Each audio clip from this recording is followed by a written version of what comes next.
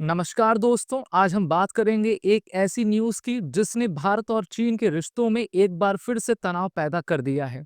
चीन ने हाल ही में होतान प्रांत में 2 नए काउंटी बनाने की घोषणा की हुई है। ये जो होतान प्रांत है, भारत के लद्दाख के क्षेत्र के समीप में स्थित है और इसका प्रभाव भारत के लद्दाख यूटी में ज़रूर पड़ेगा। भारत ने इस पर अपना कड़ा विरोध जताया है, तो आइए जानते हैं इसकी पूरी कहानी। We have never accepted the illegal Chinese occupation of Indian territory in this area. Creation of new counties will neither have a bearing on India's long-standing and consistent position regarding our sovereignty over the area, nor lend legitimacy to China's illegal and forcible occupation of the same. We have lodged a solemn protest with the Chinese side through diplomatic channels. चीन ने होतान प्रांत में 2 नए county यानी कि प्रशासनिक इकाइयां स्थापित कर दी हैं। इन काउंटी के कुछ हिस्से भारत के केंद्र शासित प्रदेश लद्दाख में आते हैं और भारत ने इसे अवैध और जबरदस्ती का कब्जा बताया हुआ है। हम जानते हैं कि वर्ष 1962 में भारत और चीन के बीच में लड़ाई हुई थी, जहां पर 33,000 वर्ग किलोमीटर का एरिया चीन के द्वारा भारत का अधिग्रहित कर लिया गया था। अगर हम इस काउंटी के बारे में बात करें तो भारत के विदेश मंत्रालय का यह रुख है कि भारत ने कभी भी इस क्षेत्र में चीन के अवैध कब्जे को स्वीकार नहीं किया है। नए काउंटियों का निर्माण भारत की सोवरेनिटी और लंबे समय से चली आ रही स्थिति पर कोई असर नहीं डालेगा। भारत ने यह साफ किया है कि चीन के अवैध और जबरदस्ती कब्जे को वैधता नहीं दी जा सकती। भारत ने चीन के इस कदम के खिलाफ राजनयिक चैनलों के माध्यम से सख्त विरोध भी दर्ज कर दिया है।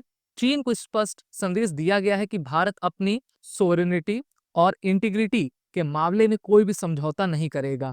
भारत ने इसे गंभीर मुद्दा बताते हुए कहा है कि this is the solemn protest और हमने इस प्रोटेस्ट को चाइना के राजनयिकों के साथ दर्ज भी करवा दिया है। अगर हम भारत और चीन के संबंधों पर असर इसका देखें तो यह घटना भारत और चीन के पहले से ही तनावपूर्ण रिश्तों को और भी बिगाड़ सकती है। वर्ष जून 2020 में गलवान घाटी में हुई झड़प के बाद से दोनों देशों के बीच तनाव जारी है। ऐसे में यह नया विवाद इन दोनों देशों के रिश्ते को और भी प्रभावित कर सकता है। भारत का संदेश एकता और अखंडता का है। भारत ने एक बार फिर से स्पष्ट कर दिया है कि वह अपनी क्षेत्रीय अखंडता पर किसी भी देश का दखल बर्दाश्त नहीं करेगा।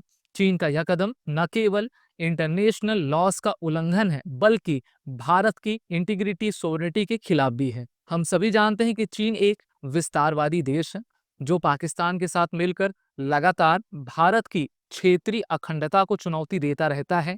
चीन के द्वारा भारत के हिस्से, जिसको पाकिस्तान ऑक्युपाइड कश्मीर कहा जाता है, वहां से इन्होंने अपना one belt one road initiative अर्थात चीन पाकिस्तान इकोनॉमिक कॉरिडोर को गुजारा हुआ है और वो कॉरिडोर चाइना के नॉर्थ वेस्ट प्रोविंस से लेकर पाकिस्तान के ग्वादर पोर्ट तक जाता है।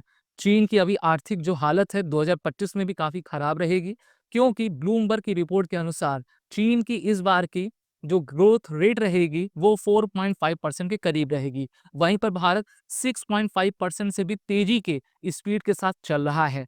तो भारत अपनी शक्ति का एहसास पूरे विश्व में करा रहा है।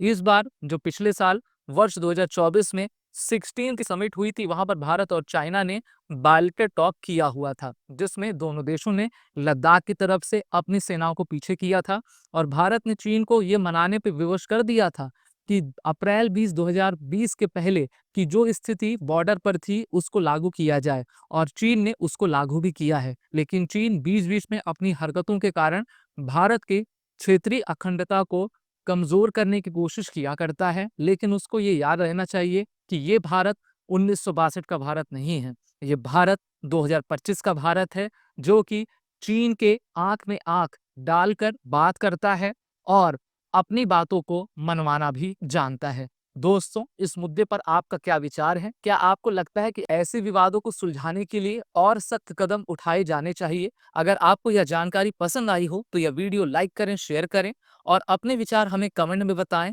और जय हिंद लिखना बिल्कुल ना भूलें। धन्यवाद।